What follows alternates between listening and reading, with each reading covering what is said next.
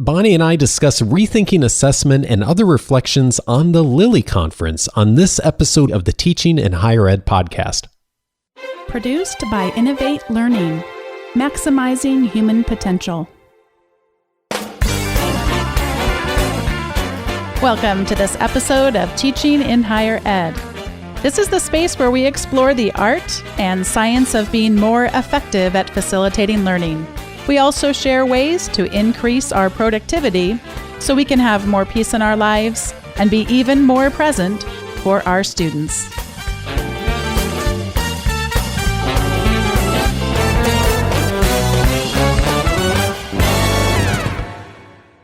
Hi there, it's Dave Stachowiak, and I am back for another episode with Bonni Stachowiak. Hello, Bonni. Hi, Dave.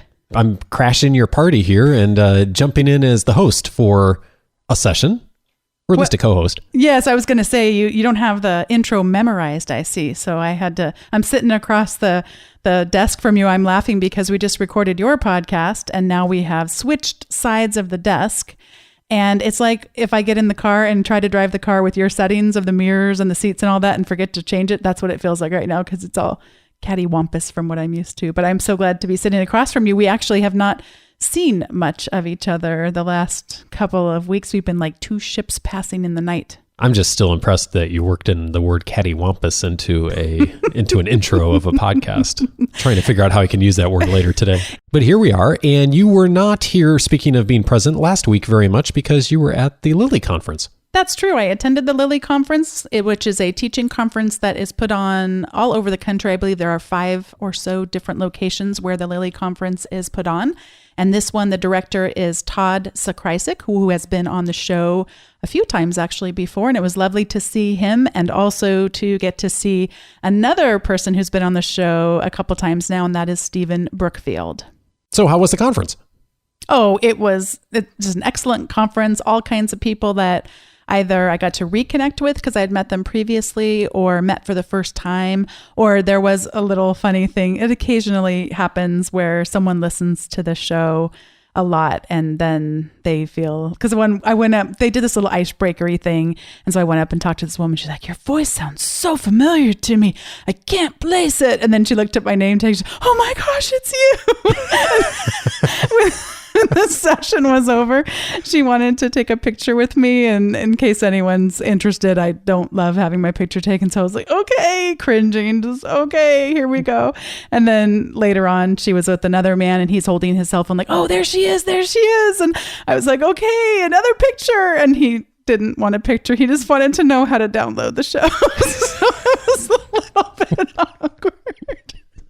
Awesome. But he didn't even really notice. He was just happy to. You know, both of them are probably listening right now and they're thinking that she's such a nice lady. Well, it was nice to meet them and nice to meet other people. I just love because this show is all about talking to people about things I'm so passionate about. So whenever you get to meet someone, it's fun, but they're just cute because sometimes they're a little like, I don't know, like I was when we actually went to the podcasting conference, you and I, Dave, last year. And that was when I got to see Alex Bloomberg and you were like, go talk to him. I can't do it. I just stood about 15 feet from him in awe of all that he is. I really did try. I normally try not to be controlling of you, but I really was trying to get you to go talk to him because I knew how much you wanted to. And Alex, if you're listening, Bonni would like to say hi. Yeah, I'm sure he is listening. Probably. He's not listening to Teaching in Higher Ed. Yeah. But there was a lot of other things on a serious note that happened at this conference. For those who are, you said a little bit about the Lilly Conference, but you've had Todd and some of the folks on the show before who have been at this conference. Why'd you decide to go and what were you there to do? Well, my colleague Naomi and we gave a presentation on rethinking assessment for greater agency and relevance. And so I think it was her first academic conference I think it was her first time. It's not a discipline-specific conference, but I think it was her first time presenting. I'm not positive. Sorry, Naomi, if I get that wrong. But she is certainly a consummate professional. She designed our PowerPoint. It's not a PowerPoint. It was a keynote, but she designed the slide deck, and she designed this amazing handout, which was really just a way for people to reflect on how they can put into practice what we discussed. And she is such a gifted designer and a gifted teacher. It was really wonderful to collaborate with her. So that was fun. She's also the genius behind the Teaching in Higher Ed website, the new design too. Mm-hmm. Yeah, if you scroll all the way down to the bottom of the website, you'll see a link over to her website, which she actually just recently redesigned her website too. She's got a portfolio up there and everything. Yeah, but we were happy to get to share about this. And actually, Dave, I thought I'd share a little bit about what we shared on assessment, although maybe one of these days I'll even get Naomi to come on the show. But we talked about really agency as the power to act, and how I actually shared a story about Hannah, our daughter. And as you well know, Dave, she just turned 3 a couple weeks ago. And it's like someone woke her up that morning and said, "This is your time to demand agency in life." It really did happen that morning too. And it's interesting because you think about, you can get into where you and I don't ever act on this. I shouldn't say ever, but once in a blue moon, to try to have one of them not run in the street, we might physically force them to stay out of the street. But we really think consciously about trying to have that be practically never, that we physically force them to either do something or not do something. And our exception is safety. And I think we've managed to hit that mark.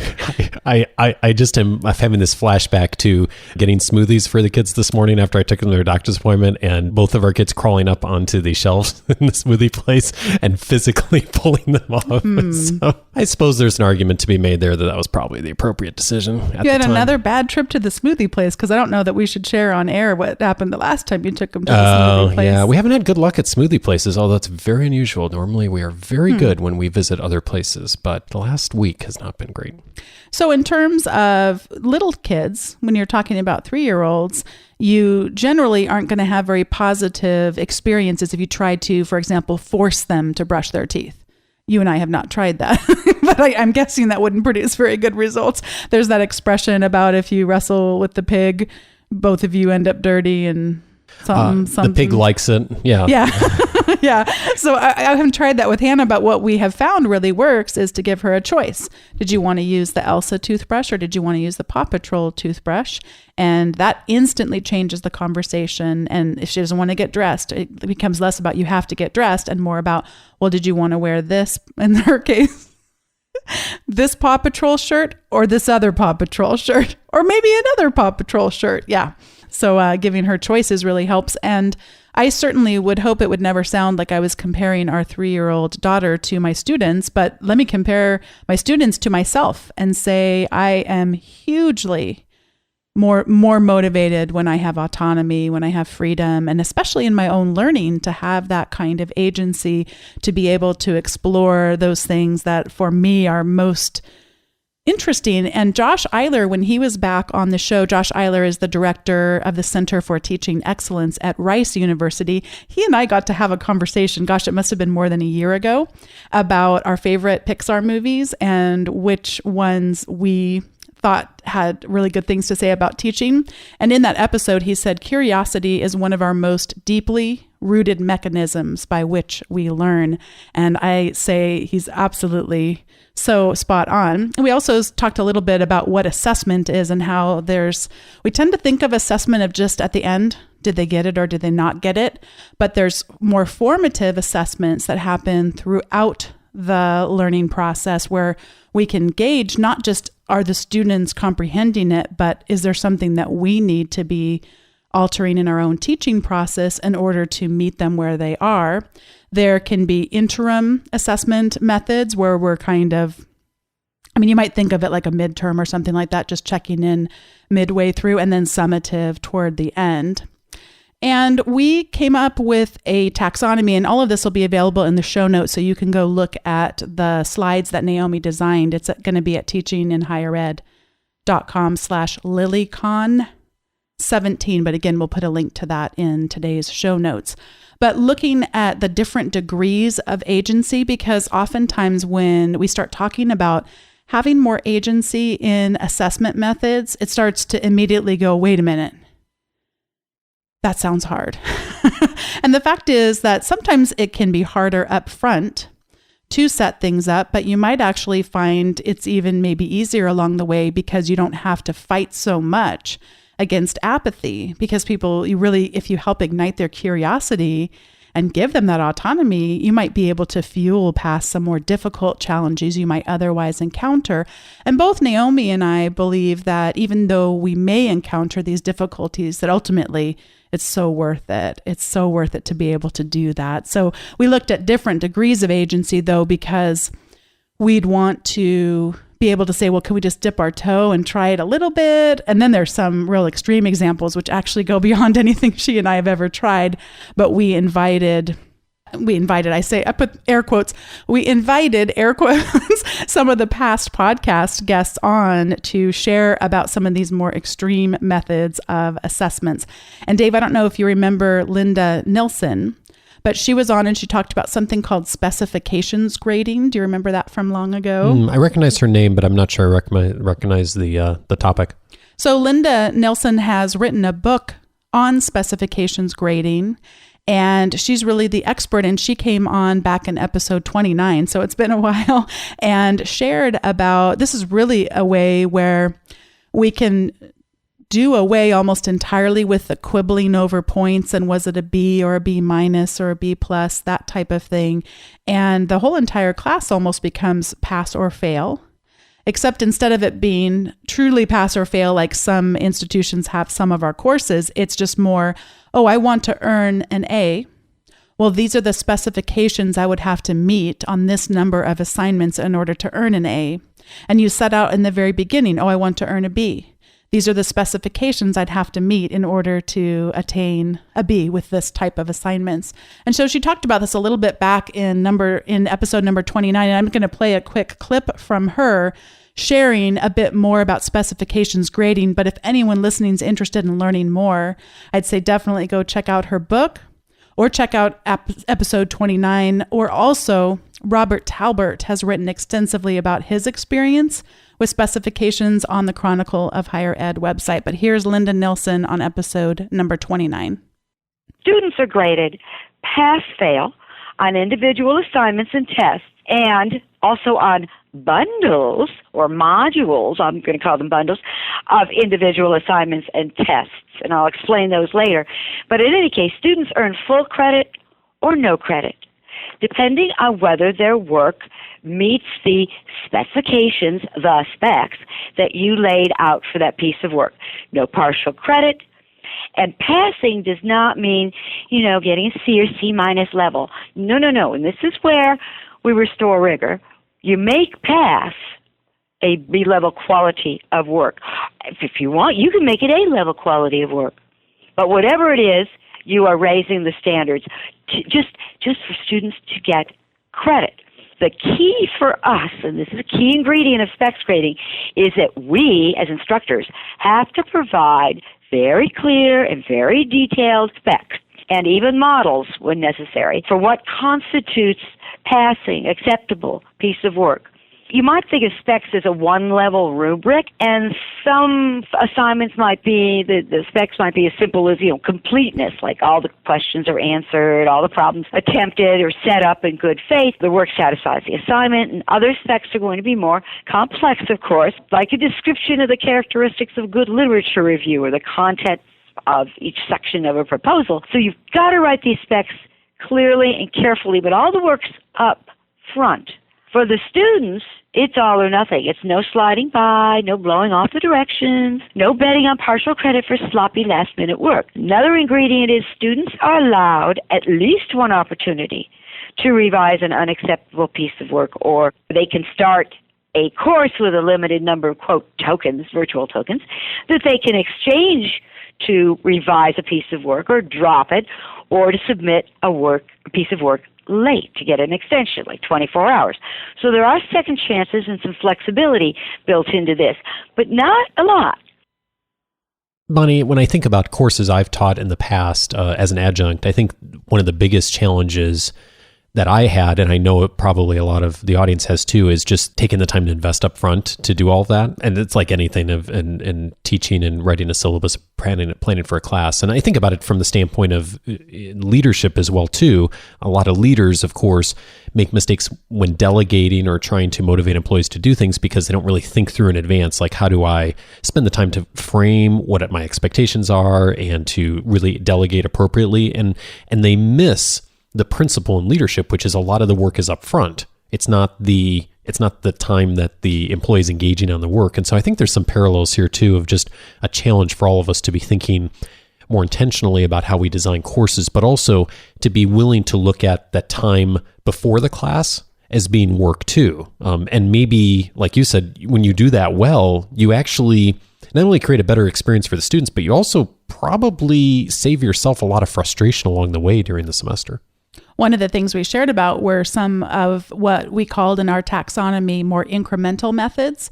So even Naomi, she has a very, very small stakes assignment for her history of cinema course, American cinema, I believe it is, and just even giving them a choice of what format of notes they would like to submit.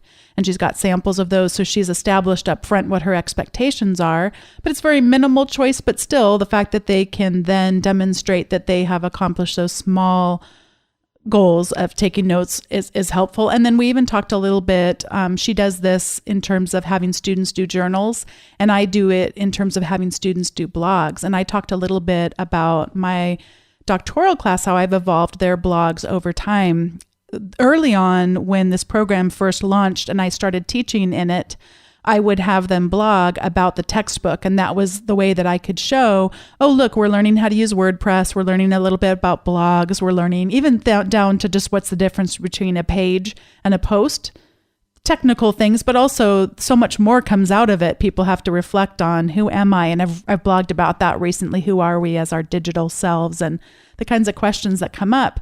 But one of the failures I saw myself as having was trying to couple too many things together for that kind of an assignment that really became very high stakes, which to me, if you told me to write a blog, not a problem, about a textbook, what else did you want me to write about, but there were so many barriers to it that as soon as I switched it to be, they can create a blog to suit any purpose, including they could create a blog that's from a pseudonym and no one ever has to know who they are. It's not required that they actually use their own name or any identifying characteristic. So that really turned out well. And those are things that you can do, Dave, in really small ways. You don't have to completely revamp your class to just allow a little bit more autonomy on things like that.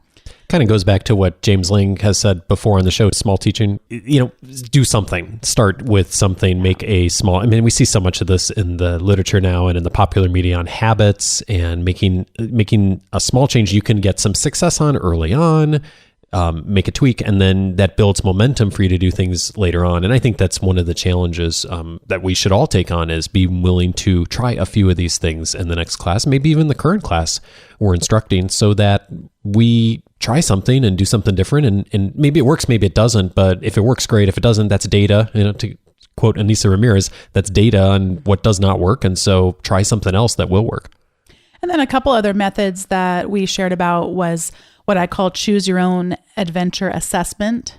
And that is, some of the points are fixed so that we make sure that the learning outcomes are addressed. In my case, okay, you have to take at least 3 of the 5 tests that are going to be administered this semester. But then from there, they get to choose, would you rather write a paper to demonstrate learning? Would you rather give a presentation? Would you rather go out and interview some business owners and come back and talk about that? We give them some choice to be able to demonstrate the learning. But one exception to that, if you're teaching a writing class, then you don't give the choice to give a presentation. So you want to make sure that whatever the learning outcomes are, they're still being supported. But assuming it isn't a writing class, then what's wrong with giving them the choice between a presentation or some other exploratory way of demonstrating their learning?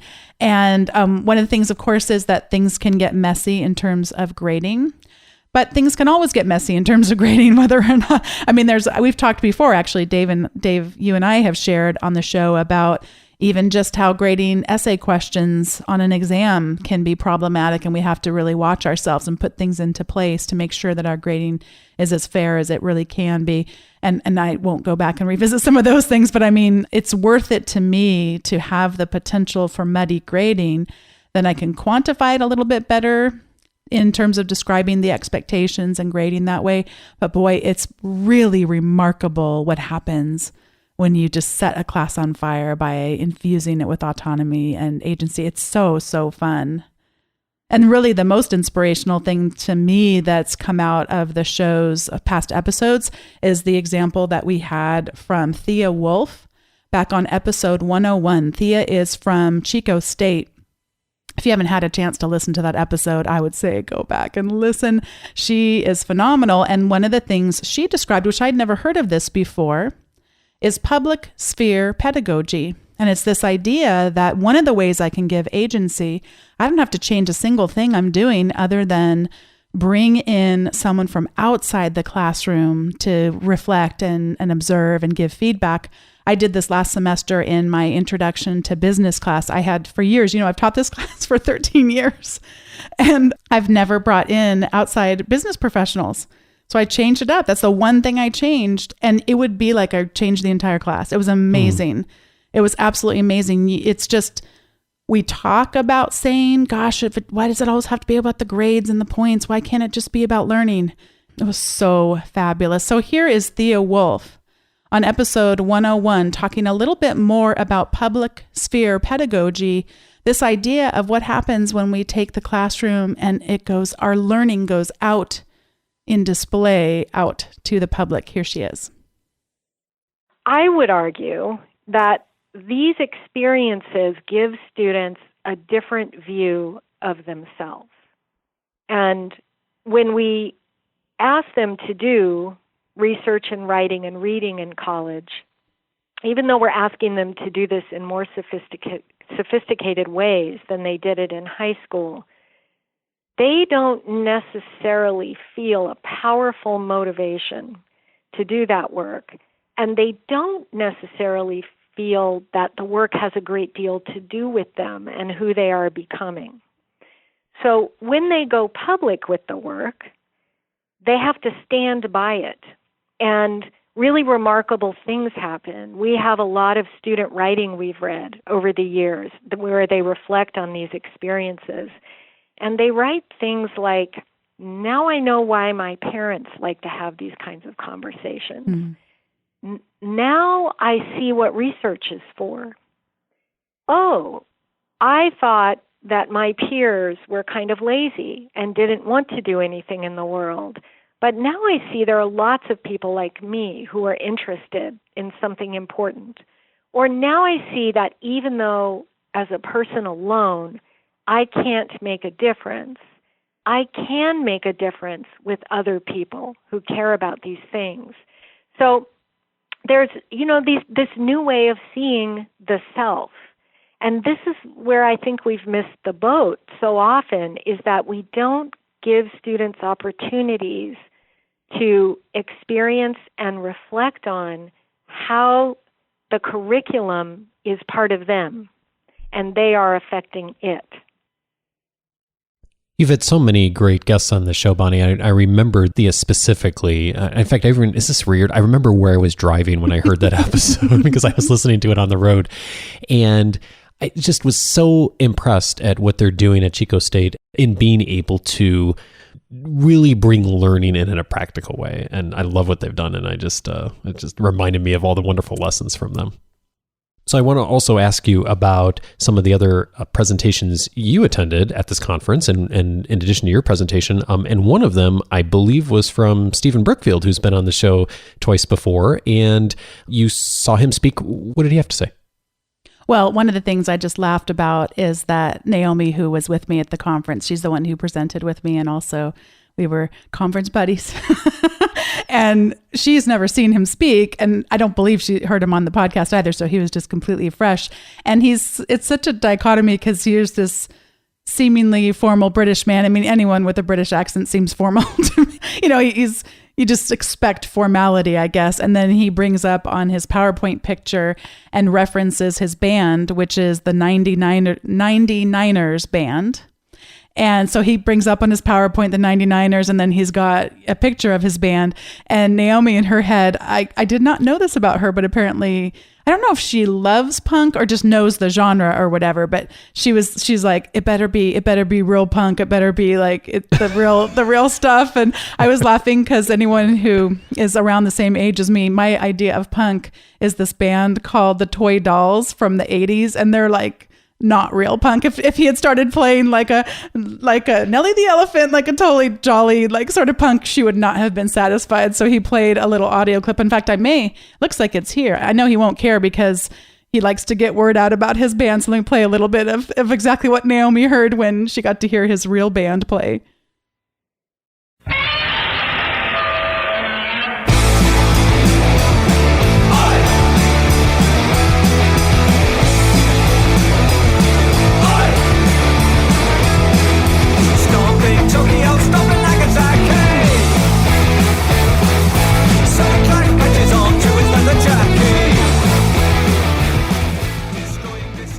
I have to say our sound quality today is far better than poor Stephen had the day at the conference. But anyway, he introduced himself a bit, and then his whole presentation was wrapped around teaching as becoming. And if you've ever heard him speak before or you've read any of his books, he's written over 20 books about teaching. He is so in touch with himself and so willing to be authentic. And what I love about how he framed the entire talk was that he's not done yet. He's been teaching for decades. He's been doing this a long time, and yet he's not done yet. He is still becoming. He's becoming pedagogically, and he says here, improving technical command of pedagogy, assessment, curriculum development. He is still becoming ontologically, that is, understanding the essential nature of being a teacher. He is still becoming politically, negotiating to survive and subvert in an organization run as a corporation or as a bureaucracy. He is still becoming emotionally. He's still learning how to endure the emotional roller coaster and feelings of failure in his teaching. And lastly, he is still becoming racially, understanding the way his own racial identity significantly frames his teaching practice. And he talks about in each one of these just how he is still becoming. And it's just beautiful because he, of course, weaves in so much wisdom. He has been doing this a long time. He's an exquisite teacher. Of course, he has wonderful things to share, and yet he's not done. And it's so wonderful just to hear from someone else and go, I'm not done yet either. And I feel like so much of a failure when I'm not done yet. But here's someone else who's such an exquisite teacher and so gifted, and yet he isn't done yet either. Maybe it's okay that I'm not done. Maybe it's okay that I'm still becoming. And it was so wonderful. And in fact, as of this recording at this moment, Dave, I have sitting upstairs on my screen a blog post that I am about to wrap up just on becoming racially. So I talk a little bit about attending the conference, but most of the post is on becoming racially. As you can imagine, Dave, a really hard post to write because I'm admitting some things that I don't like about how I am becoming. But part of that to me is being willing to be vulnerable and say, I'm still becoming, I still fail. And one of the things, actually, I won't go too much because the blog post goes into a lot more depth, but when it comes to the race and ethnicity pieces of it, he talks about normalizing racism, which at first I'm like, what are you saying? What are you saying? That doesn't sound good. There's enough normalizing going on in this world. But what he means, and it's always dangerous when he's not here to respond. And by the way, Stephen and I did talk about him coming back on the show specifically to talk about that on becoming racially, so he can explain it for himself. But what I took away was just that we need to be able to name things. So when we can name racism, that Dave, there's racism in you, Bonni, there's racism in me, that when we can name those things, then he says we can move beyond shame and guilt, because shame and guilt doesn't get us anywhere. I mean, if shame and guilt gets us to action and a change of behavior and a change of perspective and having more empathy, then have all the shame and guilt you want. But the danger that we see happen so much is we just get stuck in the shame and the guilt. And then the shame and the guilt separates us from those who are different than us. And so again, that word normalizing was one where I thought it's a paradox. I both want us to normalize and don't all at the same time. But anyway, for each one of these areas, pedagogy, ontologically, politically, emotionally, racially, he had such powerful things to say. And at the end of it, I felt like crying and laughing. And he's wonderful. But then I thought, will you come on and talk about every single one of those and just do a 5 bonus episode, all Stephen Brookfield? But I think that maybe might be a little bit too much of an invitation. So I'll just start with racially and see where we go from there.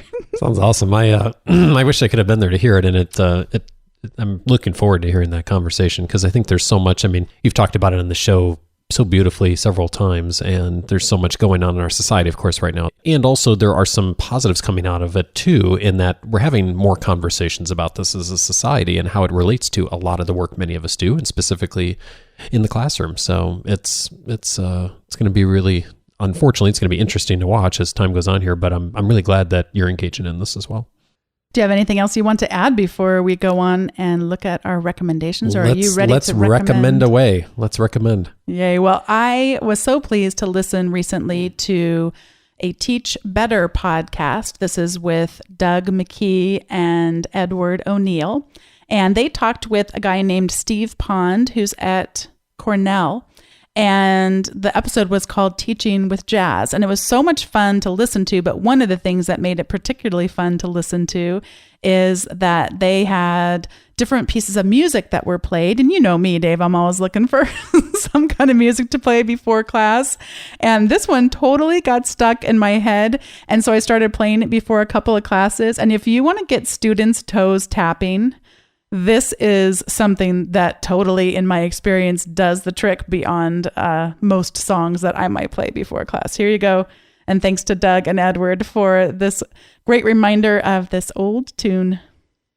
Womp bom balloon bom bom bom bom to the boot, oh root, to the boot, oh root, to the boot, oh root, to the boot, oh root, to the boot, oh root. Oh womp bom balloon bom bom bom bom. I got a girl named Sue. She knows just what to do. And now that will be the only thing that plays on the soundtrack in my mind for the rest of today and possibly potentially on to tomorrow. But it's okay because we have our accrediting body that's visiting this week. So, it'll be good that I have a little extra energy, a little zip in my step while I go through those accrediting meetings tomorrow. Yeah, a nice quiet week for you, huh? Well, it's a super quiet week. Nothing's going on. My recommendation is an article that I heard about on a different podcast. And it is, I believe it's a Slate article. And I'm not going to do a good job of pronouncing the author's last name. Nwanvu, I think. Ozita is the first name.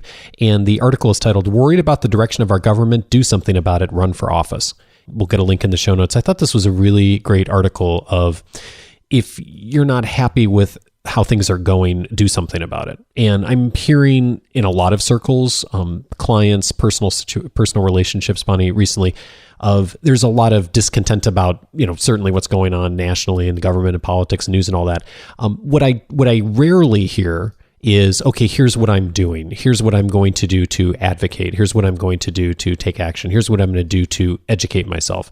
And I'm hearing a lot of people kind of, what did you say earlier, where you kind of get in that paralyzed state of not doing anything? And this article was just a really good way of like, okay, here's what you can do. And it may not literally be running for office, but there was just some really good action item things in there. And so I'd recommend that as an inspirational read for those who are so inclined. That sounds great. I haven't read it yet. And I think maybe I hesitated to read it because I thought it was, if I wasn't going to run for office, then forget it, so I'll check it out definitely. And thanks for the recommendation. You're welcome. And Dave, if you want to end our show, I'm going to start the theme music and let you sort of round us out today. I would love to. If you would like to learn more about the resources we mentioned in today's episode, including all the slides from Bonnie's presentation, go to teachinginhighered.com/142, right, Bonni? And that will have everything there, along with all the links with everything we've mentioned. And if you haven't already subscribed to Bonnie's weekly update, you can get that by going to teachinginhighered.com/subscribe. You will get the article that Bonni writes every week on teaching or productivity. Also, the show notes from every episode. So that's an easy way to get access to all those. And plus, the first time you join, you'll get the downloadable PDF on 19 different educational technology tools you can use in your classroom that Bonni put together a while back. So you can find all that again at teachinginhighered.com/subscribe. And thanks, Bonni, again for letting me be part of the show. Thanks for being here, Dave. And thanks to all of you for listening. I'll see you next time.